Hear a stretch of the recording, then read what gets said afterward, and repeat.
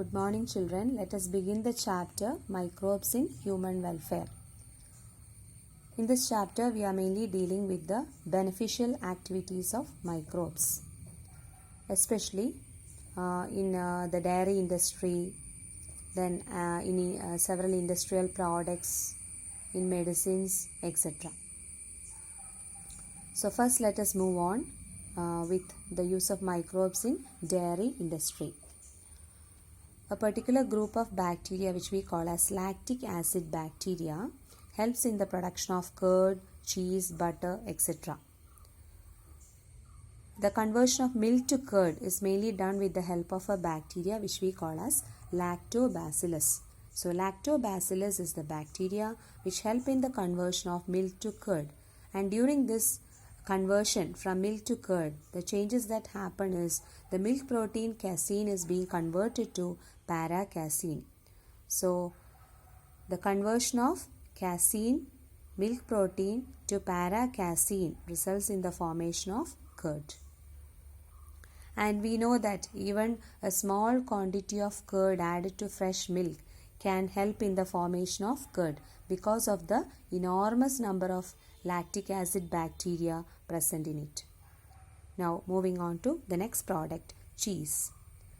Special mentioning is Swiss cheese, which is produced from Propionibacterium shermani. Propionibacterium shermani helps in the production of Swiss cheese, and the Swiss cheese contains large holes which is due to the production of carbon dioxide. Next, we have the application of microbes as food. Here we use the baker's yeast, which we call as Saccharomyces cerevisiae. Saccharomyces cerevisiae, also known as baker's yeast, is used in the process of bread making. And during this bread making process, there is the fermentation of sugar in the dough to produce carbon dioxide, which thereby causes the leavening of the dough. Next, we have a special mentioning of SCP. SCP stands for single cell protein. Actually, it is a microbial biomass. That means it is formed of algae, then fungal mycelium, yeast, etc. So, microbial biomass includes algae, then yeast, fungal mycelium, etc. And these are of high protein content, so they can be used as a food additive or as a source of animal food.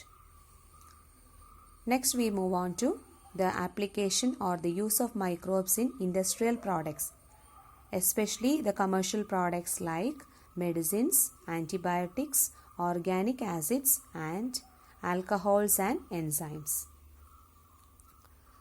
When we see the topic medicines, we have two applications to be learned in this. One is the use of cyclosporin A, and the other one is statins. So cyclosporin A is obtained from Trichoderma polysporum.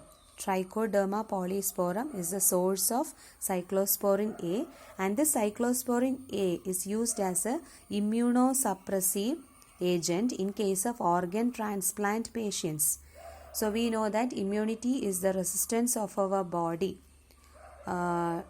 against a foreign substance. So here when the organ is being transplanted, it is a foreign body as far as the patient's body is concerned.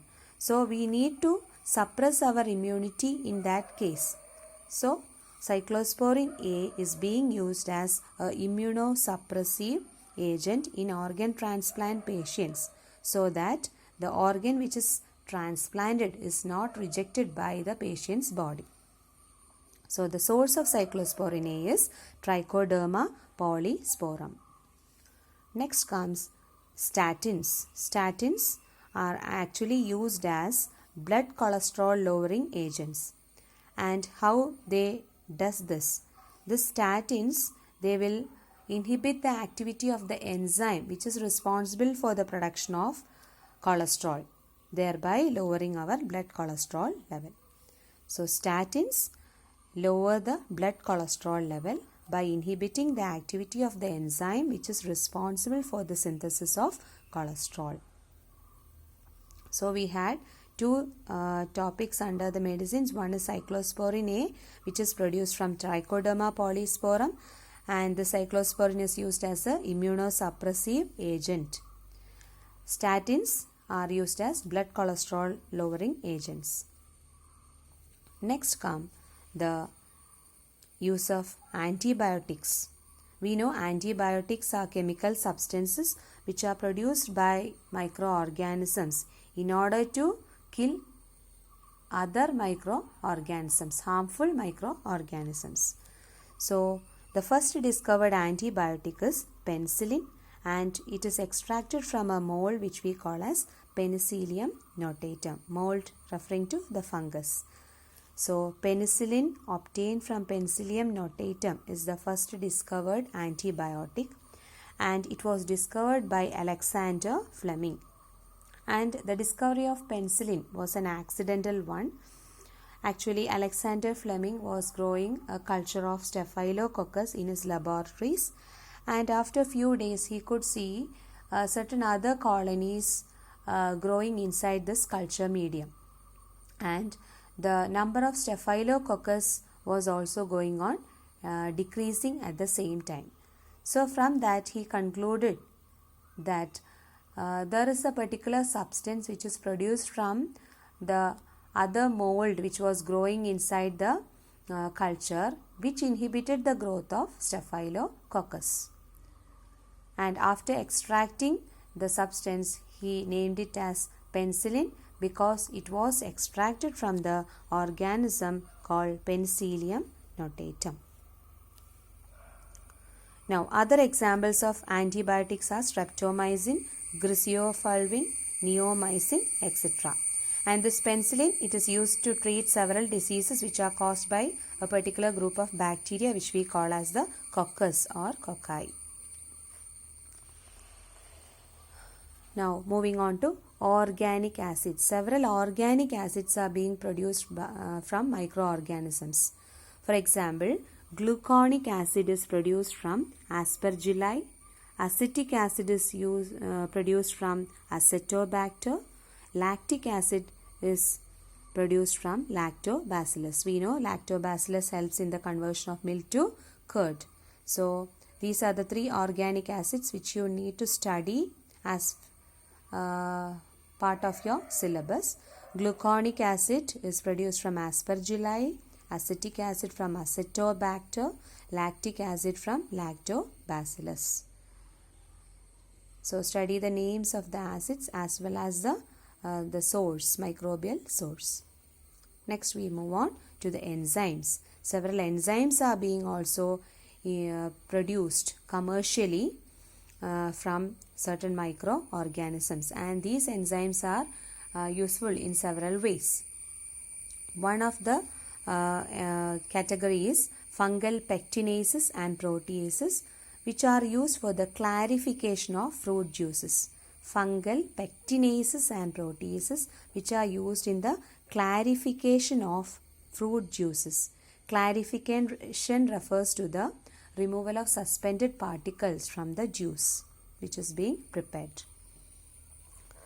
The next group of enzymes include lipases, which are used in the detergent formulation or in the preparation of detergents, and thereby removing oily stains from the laundry. So lipases are used in detergent formulation as well as they are used for removing the oily stains from the laundry. The next group of enzymes include streptokinase. Streptokinase is actually of very importance because it is used as a clot buster. Clot buster refers to a particular substance which helps to remove the clot which is formed in the blood vessels, which may lead to myocardial infarction or heart attack. So there are three enzymes mentioned here. One is fungal pectinase and proteases. Second one is lipases. Third category is streptokinase. Fungal pectinases and proteases are used in the clarification of fruit juices or the removal of suspended particles from the fruit juices. Lipases are being used in detergents and it is used to remove oily stains from the laundry. Streptokinase being used as clot buster for removing the clot which is observed in the blood vessels. Next application is in the production of alcohol. We have ethanol as an example given here. Ethanol is produced from the yeast Saccharomyces cerevisiae, and also it is used in the production of several fermented beverages which include wine, beer, whiskey, brandy, rum. Wine and beer are produced without distillation, whereas whiskey, brandy and rum are formed by the distillation of the fermented broth.